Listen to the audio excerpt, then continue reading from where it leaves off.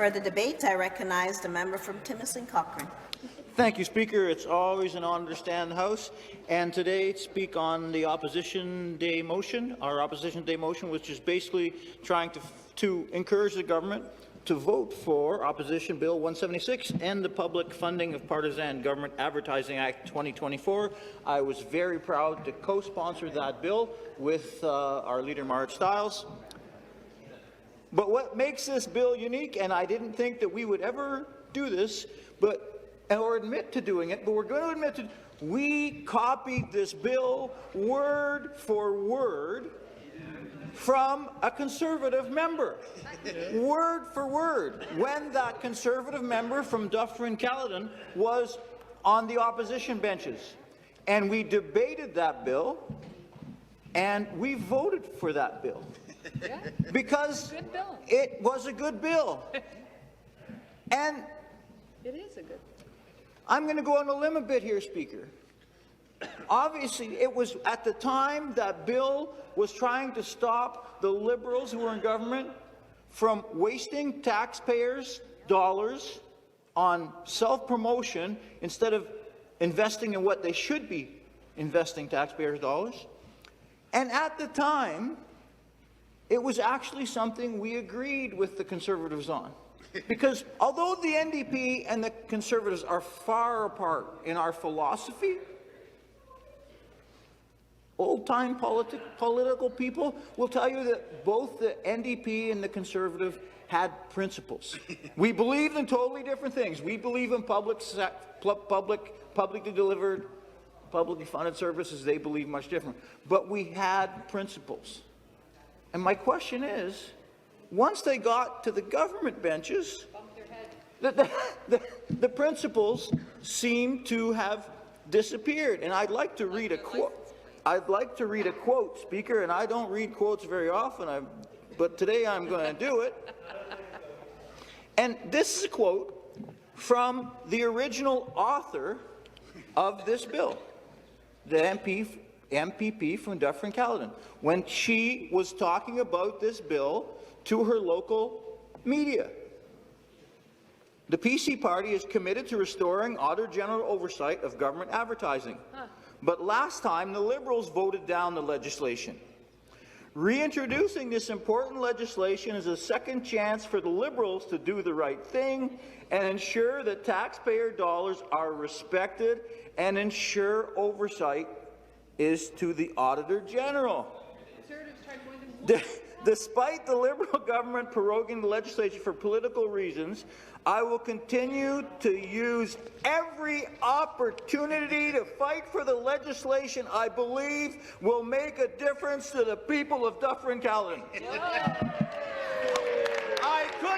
I couldn't agree more.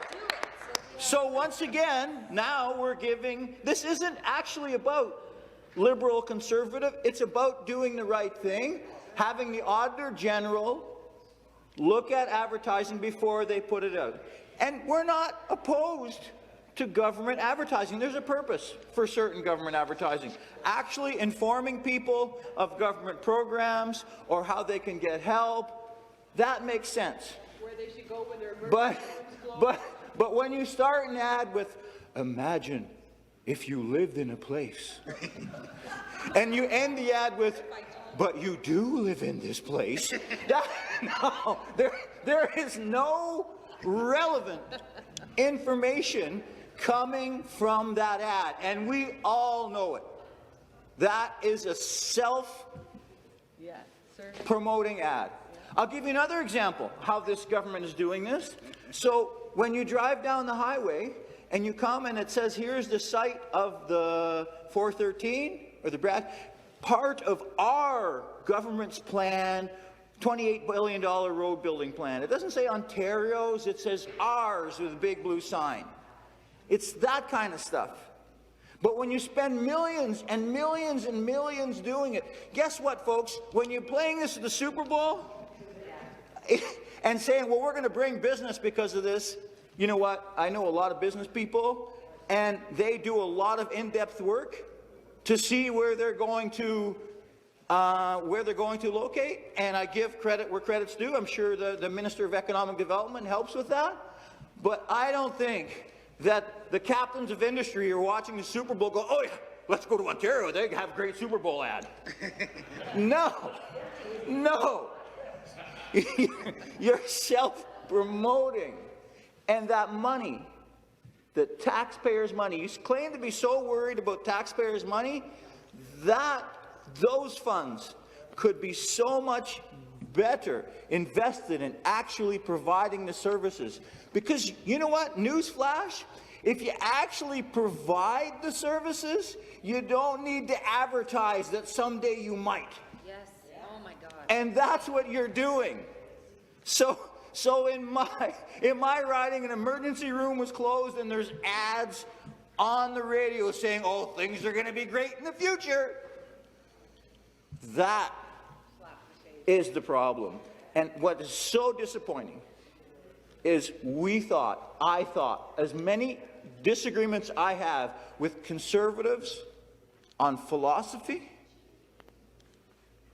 I thought, and a lot of people across Ontario thought, well, at least they have principles.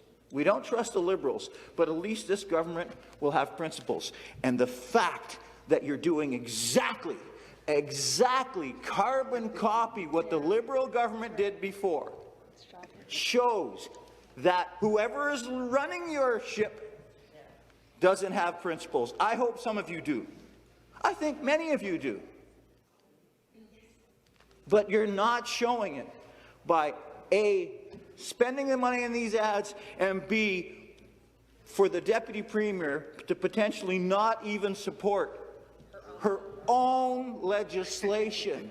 Her own, word for word. There's no poison pill, and this was done by the Conservative. That's right. We made You know, whatever you call your think tank, this was written by that. But you know what? Once you crossed the aisle, you basically became Liberals. You basically became Liberals. You're willing to say and do anything to protect yourselves. And that's why many people are so disappointed in this government. So disappointed. They thought, specifically people in rural Ontario, thought they were electing their neighbours with principles. not so much. And not the case at all. You're treating, just like the Liberal government before you, you're treating their money like your own money. And that is what sunk the Liberals.